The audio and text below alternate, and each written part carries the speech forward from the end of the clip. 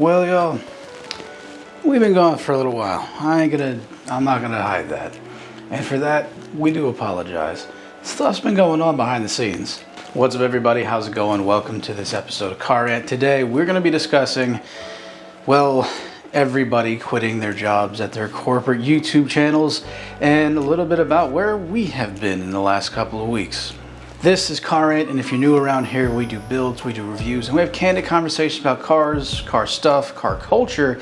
So if any of that sounds like a good time to you, please stick around because we have a lot of videos coming up as we've been doing a little bit of stockpiling. The truth is that I've been going through a lot of life changes, making some very big decisions, and while I can't get into everything right now, let's just say that a lot of it is finally resolving and I'm finally able to get back to my beloved channel and start doing more with this channel again. As is, my dad and I plan to go to the local fair here in my town, and we are gonna be doing some Car Rant extra stuff where we can finally showcase tractor pulls and stuff like that on the channel. We're really excited to go check that out. So stay tuned for that, I guess. But with that said, speaking of things that have been unveiled, dude, Humphrey has left Donut Media. Now, in case you've been living under a rock for the last, God knows, I don't know, almost 10 years, James Humphrey is basically the face of Donut Media.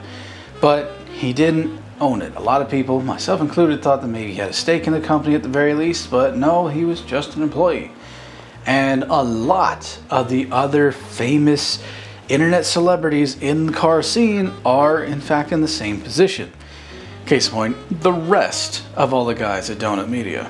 Then you've got Alex, formerly of Car Throttle, and the list could go on. A number of people announced their retirements from channels, like guys like Matt Pat and whatnot. It's been like an epidemic this year, honestly. The thing is that I, as someone who's like into finance and trends and stuff like that, kind of saw the writing on the wall 2 years ago. If you flash back to 2022, it was a messy world out there. The Ukraine situation was going on.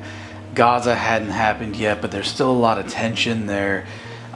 There were court cases being filed. There was a lot of turmoil, a lot of stuff happening, and all the while, car-based YouTube was still trying to pioneer strong, but it was getting weaker.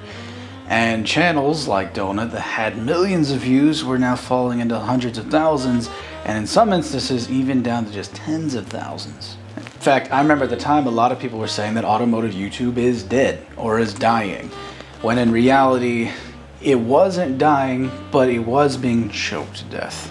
One of the biggest issues with corporate companies coming in and messing with individual creators or people who are selling out to these guys because they hope it would make their lives better are forgetting that at the end of it all, it's not often the best situation. Now, in the cases like Matt Pat and the Theories channels, the Theorist guys have it figured out, because instead of trying to show up and take over, they're like, teach us how to do you, and that's the best way to do things. The problem is a lot of these companies that are buying into automotive YouTube channels can't teach that kind of stuff, because a lot of them are just that way. It's their personality, it's who they are, and you can't synthesize the persona of an individual really all that well. And when it happens, it often comes off as incredibly disingenuous. This is when the earliest cracks were showing in guys like Hoonigan.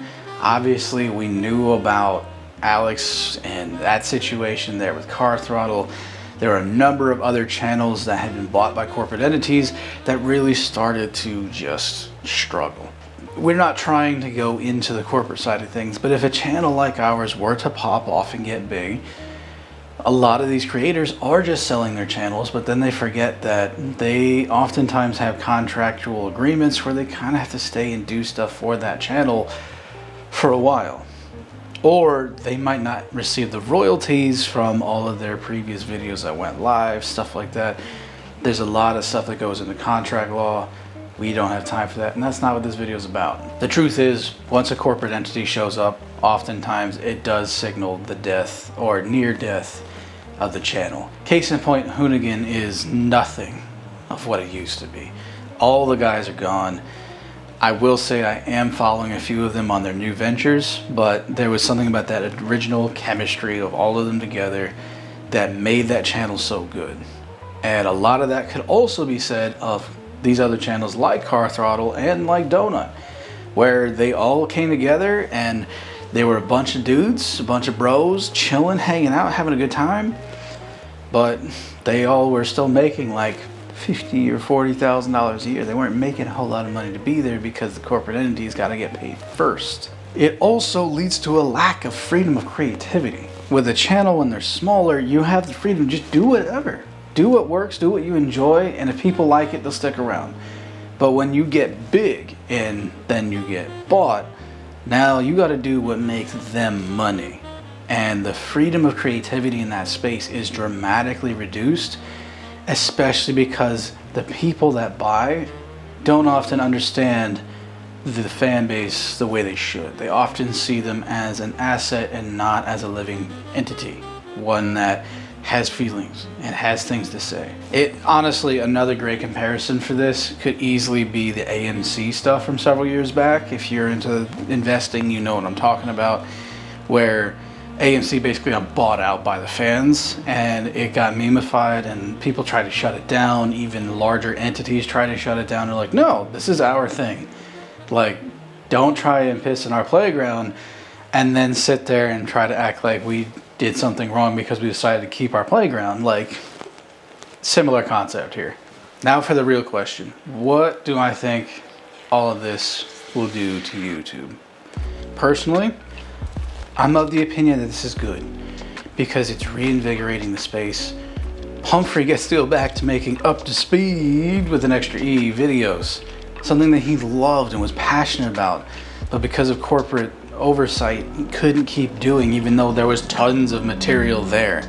It also means that we have much more genuine takes, because now instead of having some entity that's like, hey, we have this specific list of advertisers, you need to stay within these bounds, they have a lot more freedom to just be themselves.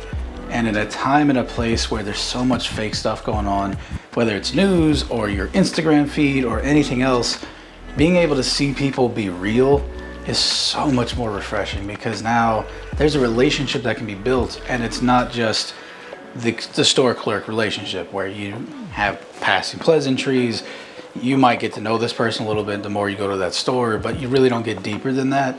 In this, you're able to see the blood, sweat, and tears, and honestly almost feel like you're in the trenches with them, because there is no more veil of secrecy, as it were. There's more transparency, there's a lot more personability. Personally, I really hope that these guys will also do more collaborations with other smaller creators, because there's so many good YouTubers out there that don't get to that level of stardom, and these guys are starting these new ventures already kind of there, and it'd be really cool to see them come together with the rest of the community and go, hey, we really like your stuff. We just found you. Let's bring you on for a show. Let's have a good time. Hey, you're cool. Let's, I don't know, do a video where we tear down this motor and share a couple beers and call it good. In our case, if we ever got to that size, I would love to be able to do that, because ultimately, the car community, we gotta stay tough. We gotta hang together. Else, as it said, we'll all hang together when eventually cars are made illegal and have to find something else to do. But all that said, what do you think of this whole retirement / starting new things thing that's happening on YouTube? I know we're coming into this conversation really late, but frankly, it just didn't feel right to talk about until Pop-Up Humphrey. And I'm curious to see what all y'all think about this. With that said, thanks for tuning in, and be prepared for all the videos to be a lot more, well, on time, as it were, on the weekly schedule again. We are still looking for people to help us out with the Galahad project, because unfortunately with those life changes meant that everything kind of got put on hold.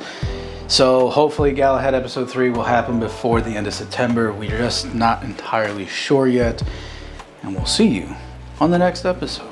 God bless y'all, and peace.